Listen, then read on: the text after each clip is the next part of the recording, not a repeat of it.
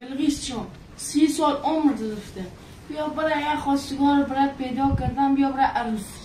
ما نگاه گفتم یا دکتر یا مهندس، اگه نیکه عروس نمونم هر خانه بابام خوب جای داره مکاریا جان. خب پس دیگه هر کار خوده. بلقیس 40 سال عمر گرفته، بیا یه پسر میخانی که ما گفتم ما عروس نمونم یا مهندس یا دکتر. تمام دیگه. خب پس کم حتما اینا برنیم کمش معلمه دیگه. بریم دیگه چکار داریم؟ ما هم خانه بابام خوب همه جو فرش همه جو خواهد خوبه. سلام خواهر جون.